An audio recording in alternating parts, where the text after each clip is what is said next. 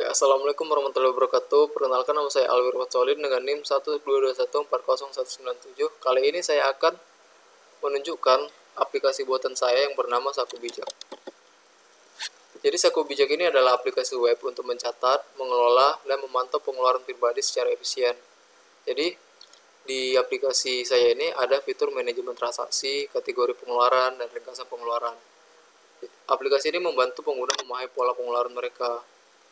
Jadi kita bisa memahami pola pengeluaran kita gitu dari aplikasi ini.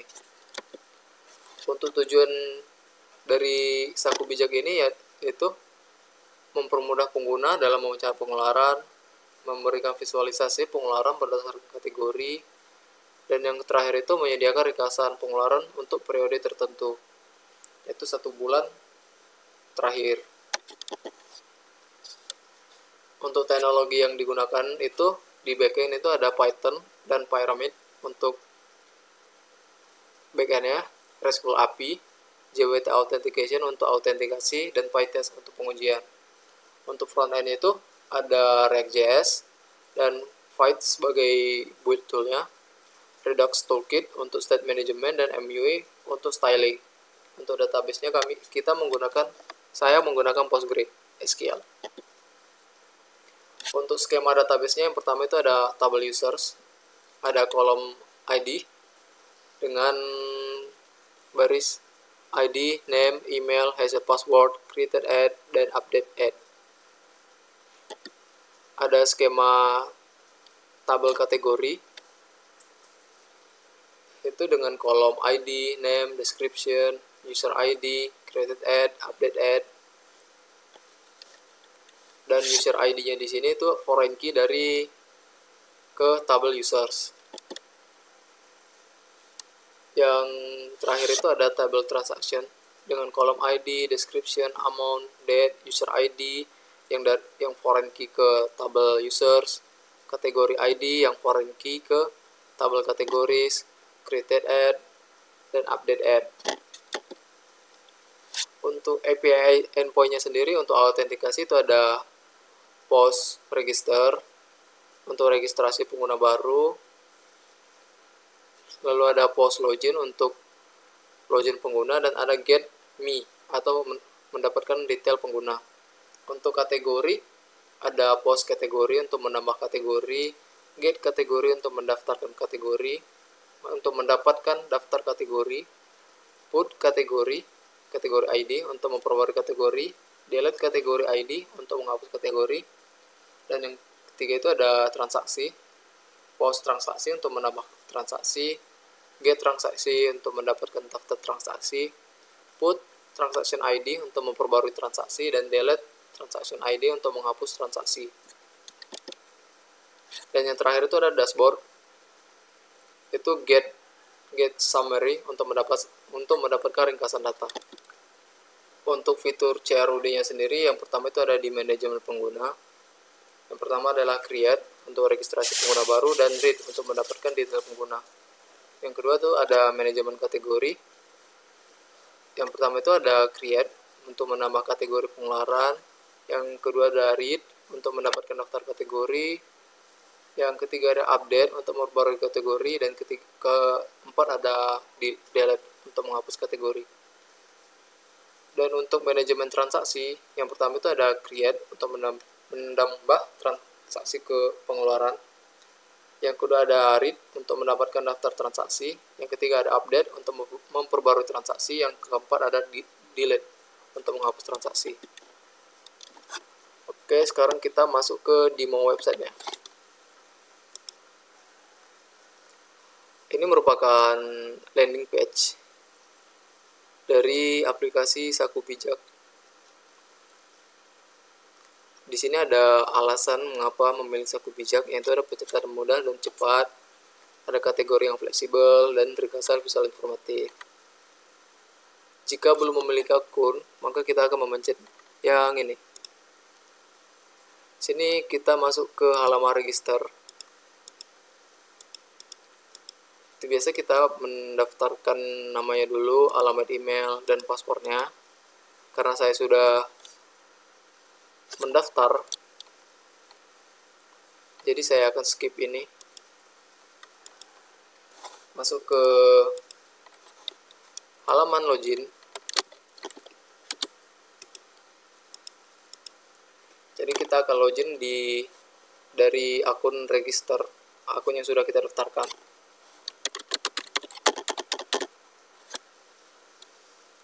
Kita tekan login. Salah nih. Ya kan.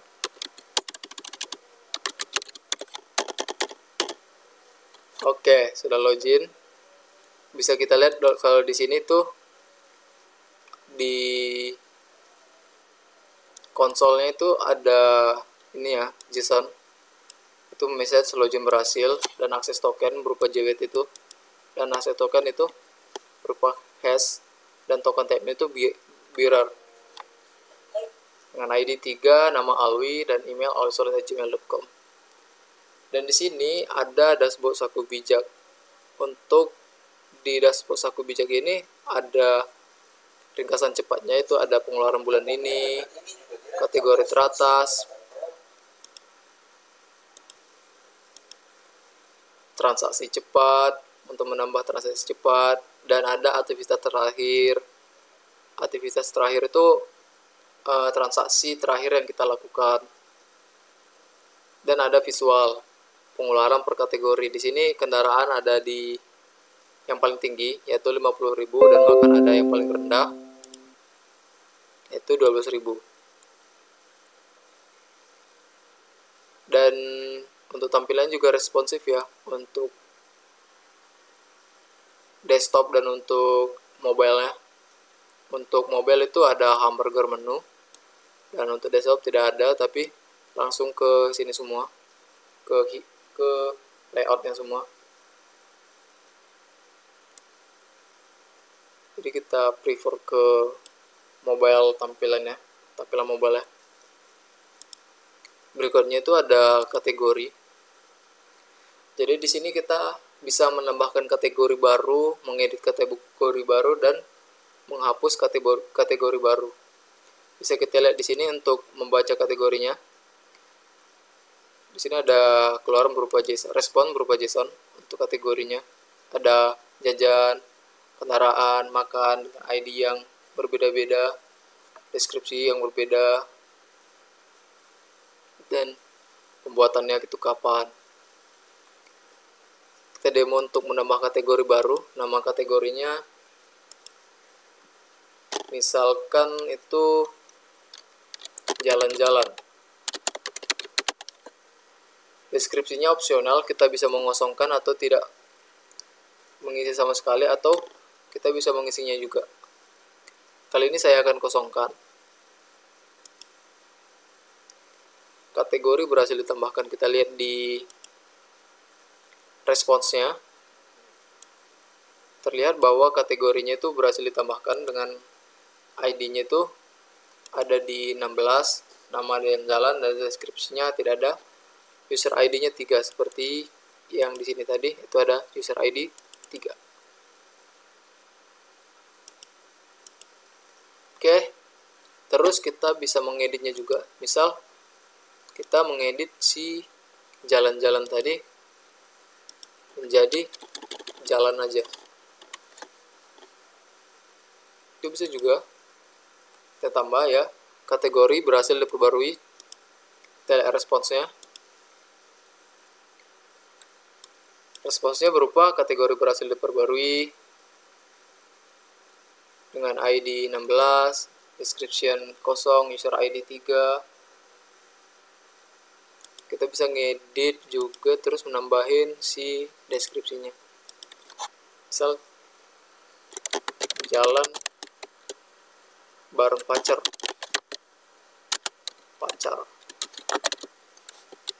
Let's go.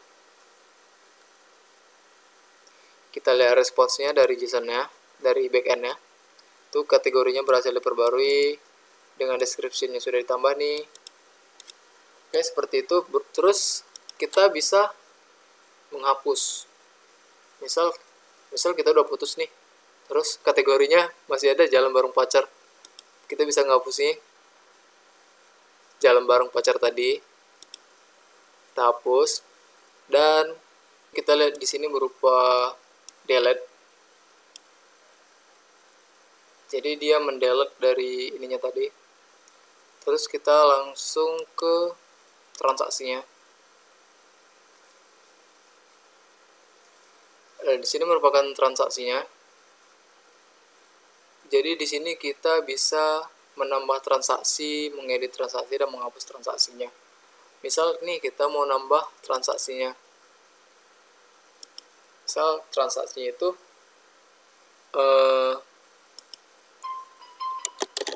geprek Warboy.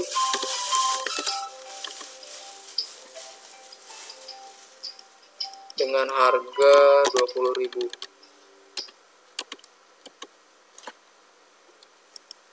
Kita menambahkannya di kategori makan.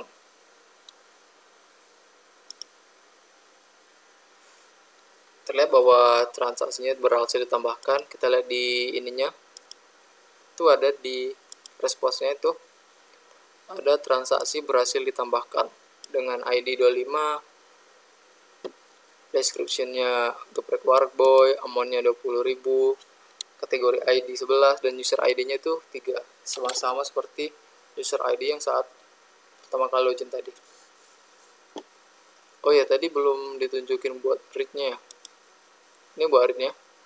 Jadi ada berupa response bensin sama geprek Alisa dengan ID, date, kategori ID, update add, dan lain-lain. Terus kita ke edit dari transaksinya itu. Jadi bisa kita ngedit deskripsi pengeluarannya. Misal nggak geprek Warboy, misal kita salah masukin nih, oh ternyata bukan geprek Warboy, ternyata geprek Pemda Racun. Kategorinya tetap sama, atau kita pilih kategori yang lain, itu jajan. Kita geprek jajan geprek. Terus kita simpan perubahan. Ada berupa respons dari backend berupa JSON. Itu transaksi berhasil diperbarui dengan ID 25, description-nya geprek Pemda Racun, amount-nya 20.000, kategorinya 14, dan update-nya itu sesuai dengan ini 2025 bulan 5 tanggal 28. Terus kita bisa juga menghapus si geprek Pemda Racun tadi. Ternyata kita salah nih untuk ininya, ternyata bukan kita yang bayar gitu. Kita bisa menghapusnya. Kita hapus, dan di ininya berupa delete, dan responnya berupa delete di sini. Delete, no content, status code 204, no content. Oke, segitu saja sih untuk saku bijak ini demonya. Oke, berikutnya itu ada evaluasi pengujian. Pengujian dilakukan menggunakan PyTest. Semua fitur utama telah diuji dan berhasil, dan coverage pengujian mencapai 94%. Kita bisa lihat buktinya di sini. Itu kita ngetes itu tes kategori, tes transaksi, tes user modelnya, terus ada tes login, ada tes create kategori, delete kategori, get kategori, list kategori, update kategori. Terus ada untuk transaksinya juga, terus ada dashboard summary-nya juga, dan itu semuanya itu pass. Oke, selanjutnya itu adalah kesimpulan manfaat web yang dikembangkan. Jadi manfaat web atau aplikasi yang dikembangkan ini, yang pertama itu adalah mempermudah pengguna dalam mencatat dan memantau pengeluaran. Yang kedua adalah memberikan visualisasi pengeluaran untuk meningkatkan kesadaran finansial. Yang ketiga adalah menyediakan fitur keamanan untuk melindungi data pengguna. Tantangan selama pengembangan. Oke, jadi yang pertama itu ada integrasi front end dan back end-nya. Jadi integrasinya ini sangat susah ya untuk dihubungin. Jadi ada tantangan itu dalam memastikan komunikasi API berjalan lancar. Selama ini API-nya itu, aduh. Yang kedua itu ada pengelolaan state. Itu kompleksitas dalam mengelola state aplikasi menggunakan Redux Toolkit. Yang ketiga itu ada pengujian. Itu menjamin coverage pengujian yang memadai untuk semua fitur. Ini yang lebih susah nih, pengujian nih. Jadi solusi yang saya gunain itu apa? Yaitu yang pertama itu ada menggunakan alat pengujian seperti PyTest untuk memastikan kualitas code. Yang kedua adalah memanfaatkan dokumentasi dan komunitas untuk menyelesaikan masalah teknis seperti Stack Overflow, GitHub, dan lainnya. Yang terakhir itu adalah melakukan iterasi pengembangan untuk memperbaiki bug dan meningkatkan performa aplikasi. Oke, ini ada link GitHub-nya. Jadi kalian yang ingin mengklon atau mencoba-coba atau mau ingin mengembangkan aplikasi ini lagi, bisa ngeklon dari GitHub-nya nih. Itu github.com/alurf/sakubijak.